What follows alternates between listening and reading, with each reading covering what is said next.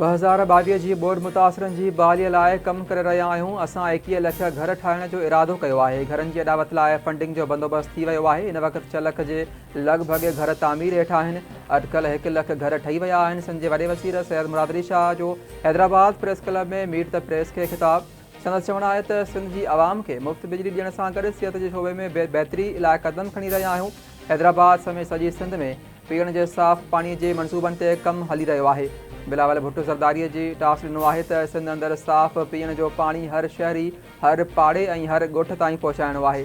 असांखे तालीम जे शोबे ते बि कमु करणो आहे। इनशाअल्लाह हाणे को स्कूल उन करे बंदि न हूंदो त उस्ताद न आहिनि।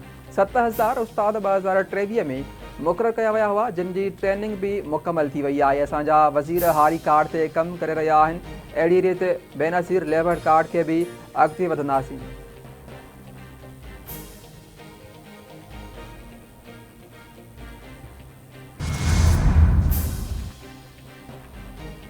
मटा सटा वारा नाड़े जा ज़ख़ीरा $9 अरब खां ट्रिपी विया। रुपए जो मुस्तहकम ऐं महांगाईअ में घटिताई अची रही आहे।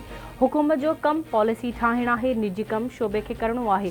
बहराननि मां निकिरण लाइ प्राइवेट सेक्टर खे लीड करणो पवंदो। पघारदार तबिको बि टैक्स नेट में शामिल आहे। वापारी बिरादरी खे टैक्स नेट में आणणो आहे। असांखे स्ट्रक्चरल सुधारनि जी ज़रूरत आहे। नाड़े वारे वफ़ाक़ी वज़ीर मोहम्मद औरंगज़ेब जो लाहौर में प्री बजट सेमिनार खे ख़िताब। संदसि चवणु आहे त IMF वफ़द सां शुरूआती ॻाल्हियूं अॼु थियणियूं आहिनि। FPR जो ट्रैक एंड ट्रेस वारो क़दम नाकाम रहियो आहे।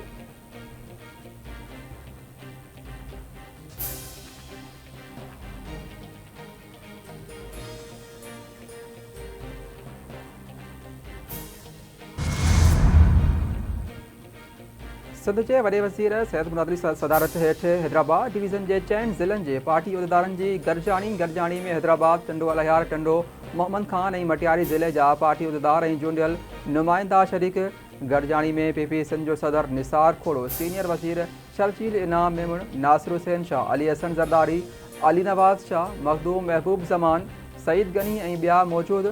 वॾे वज़ीर जो चवणु आहे त हैदराबाद में हिन वक़्तु 61,783 मिलियन रुपयनि जी मालियत जूं 239 स्कीमूं हलंदड़ आहिनि। कारकुननि जी तजवीज़ुनि ते तरक़ियाती मनसूबा शुरू कया वेंदा।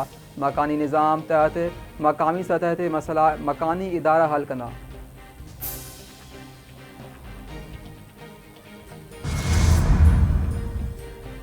सिंध जे वॾे वज़ीर सैयद मुराद अली शाह जो हैदराबाद में हिलाल अहमद अस्पताल जो दौरो, ऑटिज़म बहाली ऐं तरबियती मर्कज़ जो इफ़्तिताह।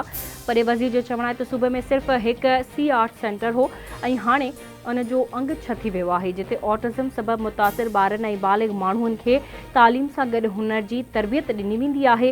C-आर्ट्स तालीम ऐं हुनर जी तरबियत सां गॾु हाणे रोज़गार जा मौक़ा फ़राहम करे रहियो आहे। तक़रीब में सूबाई वज़ीर शर्जील इनाम मेमण, ॼाम ख़ान शोरो, सरदार शाह ऐं ॿिया शरीक।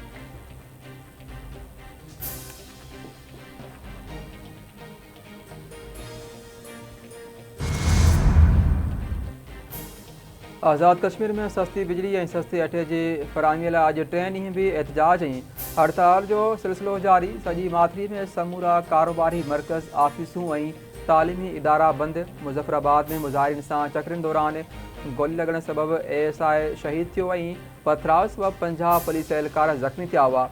मीरपुर में कलम 144 लागू। अवामी एक्शन कमेटी तरफ़ां महांगाई ऐं टैक्सिस ख़िलाफ़ मीरपुर खां मुज़फ़राबाद ताईं लॉन्ग मार्च कयो पियो वञे। आज़ाद कश्मीर जे वज़ीर आज़म चौधरी अनवारुल हक़ जी एहतजाज कंदड़नि खे हिकु भेरो ॿीहर ॻाल्हियुनि जी दावत। एहतजाज में जेको कुझु थियो आहे उहो इंतिहा पसंदनि कयो आहे। आज़ाद कश्मीर जे वज़ीर आज़म अनवारुल हक़ चौधरीअ जी दावा, चवे थो एक्शन कमेटी खे ॻाल्हियुनि जी दावत ॾिनी आहे। असां आवाम खे रिलीफ ॾियण लाइ तयारु आहियूं।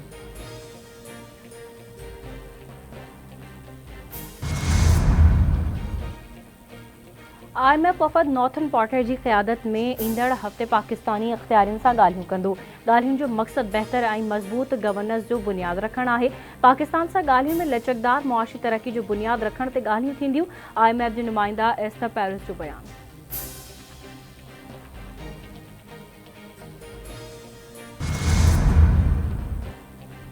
लाहौर में पुलिस एहलकार जी टारगेट किलिंग में मुलविस 4 दहशतगर्द मारिजी विया। CTD तर्जुमान मूजिबि गिरफ़्तार जवाबदार फैज़ान जी निशानदेहीअ ते जंग मां हथियार ऐं दस्ती बम बरामद कयो वियो। हथियार बरामद करण दौरान हथियारबंदनि CTD टीम ते हमिलो कयो। फायरिंग की ॾेवड़ दौरान जवाबदार फैज़ान समेत 4 दहशतगर्द मारिजी विया। दहशतगर्द फैज़ान जो तालुक कलदम तहरीक तालिबान सां हो। मारिजी वियल ॿियनि दहशतगर्दनि जी सुञाणप जो अमल जारी आहे।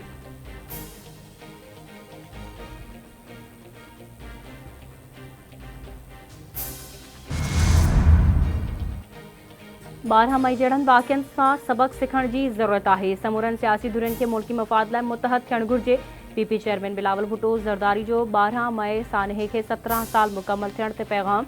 12 मई 2007 ते पुरतशद्दुद वाक़िअनि में शहीद ऐं ज़ख़्मी थियल जियालनि ऐं ॿियनि जमायतनि जे कारकुननि खे ख़राज अक़ीदत पेश। बिलावल भुट्टो ज़रदारी जो चवणु आहे त नफ़रत विर्छ ऐं तशद्दुद जी सियासत खे दफ़न करण ऐं उन जी जॻह खे हिकु रोशन ऐं ख़ुशहाल पाकिस्तान ॾांहुं वेंदड़ रस्ते खे अख़्तियार करण जी ज़रूरत आहे।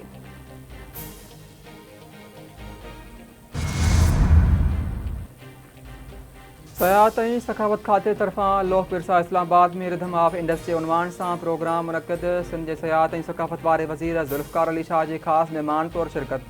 सूबाई वज़ीर ज़ुल्फ़कार अली शाह जो चवणु आहे त सिंध जो कल्चर मुहबतुनि जो कल्चर आहे। पंजाब जे दोस्तनि खे दावत ॾियूं था त उहे सिंध में तारीख़ी ऐं सियाहती हंधनि जो दौरो कनि। असांखे समूरनि सूबनि खे ॿोलियुनि ऐं सकाफ़तुनि खे ॻंढिणो आहे। वफ़ाक़ी हुकूमत सां गॾिजी नॉर्दर्न एरियाज़ में हेल्प डेस्क ठाहींदासीं। जिन सियाहनि खे तकलीफ़ूं अचनि थियूं उन्हनि जी मदद कंदासीं।